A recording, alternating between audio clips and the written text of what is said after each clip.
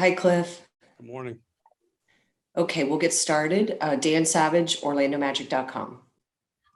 Cliff, obviously a reset of the group is, a challenge for the whole organization, probably no more so than the coaching staff. How do you embrace that? And how do you also, remain focused on the task at hand at coaching a group tonight? I think just by, doing what you always do when you're the coaches, you take it one day at a time. And for tonight, we've got 8 guys, playing against a terrific team. And what we did is what we'll always do. We have a good game plan, and we went over that. Guys were good, and they understand. Listen, one thing, we've had a lot of practice here playing with 8 and 9 guys, so it's not the first time we've come in the morning and saying everybody's going to play and everybody's going to play big minutes. But that's what you do. And going forward, the biggest key will be that we get organized. You can't play well unless everybody's on the same page, and that will be the first goal for the next few days. Phil Rossman-Reich, Orlando Magic Daily. You may have answered the question there, but just to make it clear, who was available in shoot around, or any of the new guys in town yet, or have they been released to play, or do you know if they'll be released to play later by game time tonight? And what about some of these new players has you excited from what you've seen from them from studying their games as an opposing coach? Yeah, so those guys are here. They'll be doing their physicals and stuff during the day today. Tonight we have MCW, Dwayne, James, Chuma, Kim, Mo, Chasen, and Kareem. T. Ross is still not ready to play. So we have those 8. And I'm looking forward for all 4 of the guys. I'm in the process now of, I spent some time yesterday. I'll watch some film.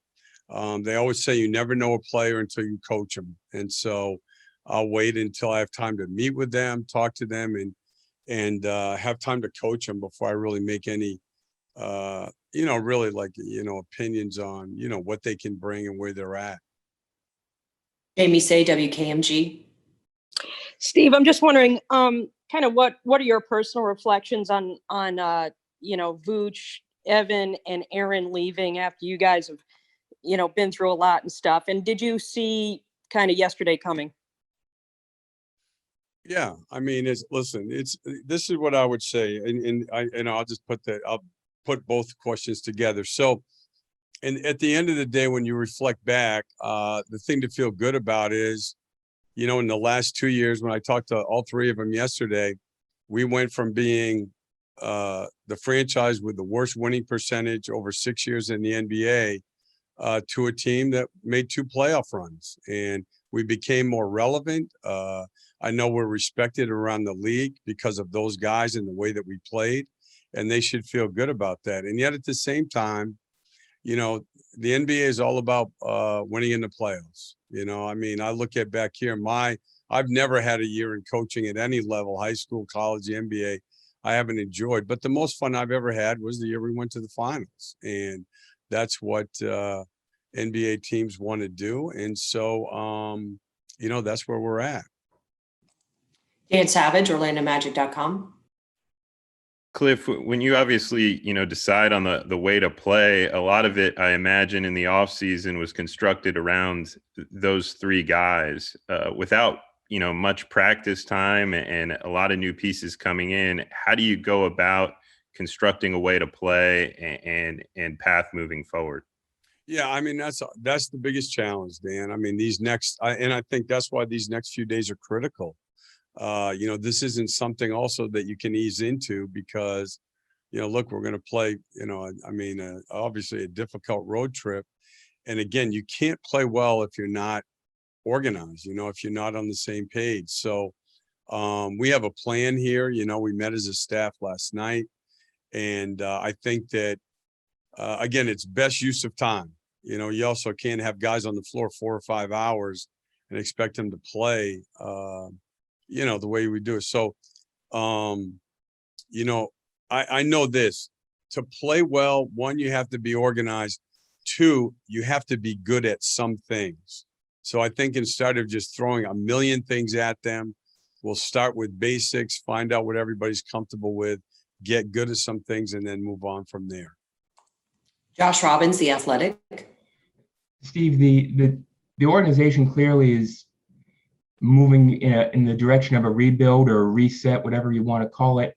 How does that impact you and your coaching staff? Is that something you and your assistant coaches will look forward to?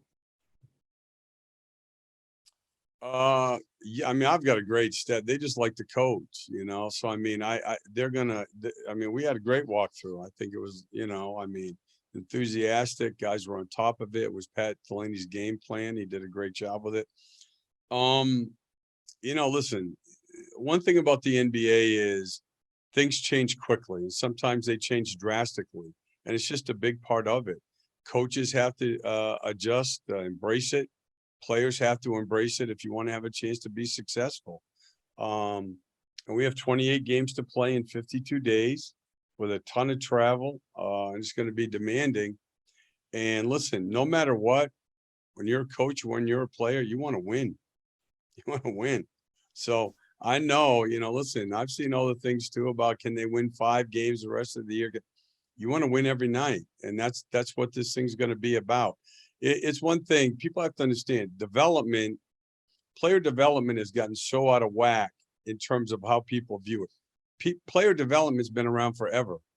My dad did player development 40 years ago in a great way as a high school coach in Northern Vermont. All great coaches. Player development is not something that's been invented in the last few years. And a big part of player development is how you use the games. I think some people have this vision of player development is one-on-one with an assistant out working on your jumper. It's a small part of it.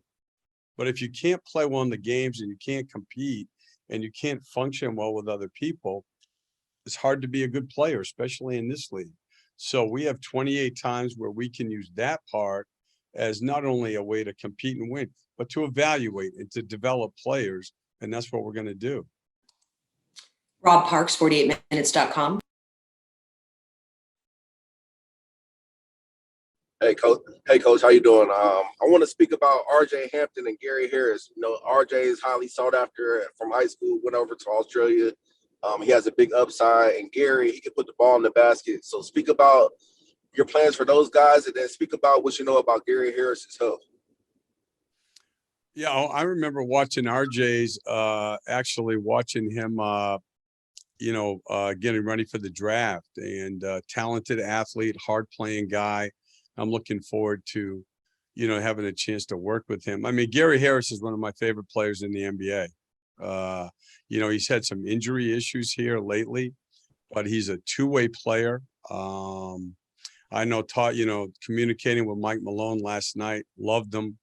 He said in many ways, such a central figure on their team that went to the Western Conference Finals last year. I mean, a lot of you guys may remember, he really made the play that clinched the series against Utah, the defensive play to close it out, which is a phenomenal play. So I'm just, look, he's a winning player, a proven winning player. So we're really happy to have him, and we're looking forward to having him here.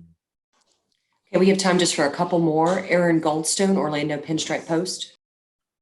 Thanks, Coach. To follow up on what you were just mentioning about development, no one understands more than you, how much pressure, guys like Vuce took off everyone else on the floor because of the attention he demanded from other teams.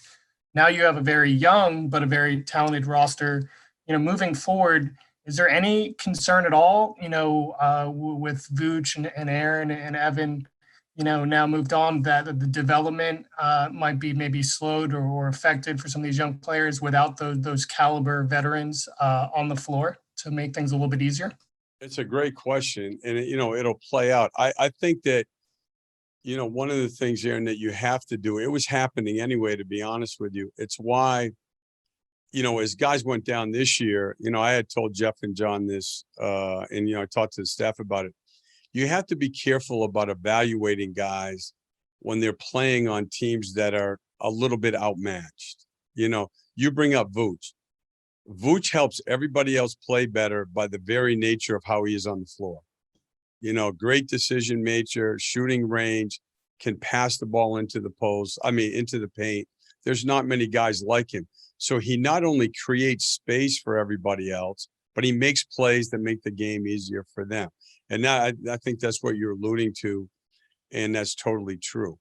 And I think what you do have to do, you just have to be careful, because the number one thing that you never want to do at any level, high school, college, NBA, you don't want to misevaluate your own roster.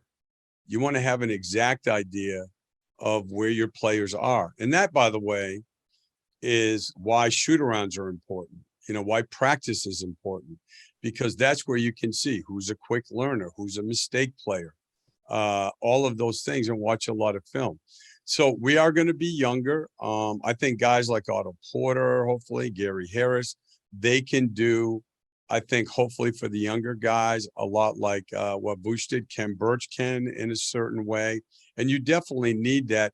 And then I think it's just wise to understand that there could be some tough stretches, in games when you have all younger guys out on the floor. Listen, this league is, it can bring you to your knees. And there's not usually, when you watch the playoff series deep, there's not usually a lot of young guys out there.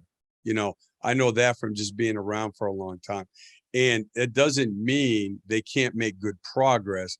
I do think it means you have to be careful of how critical you evaluate them sometimes.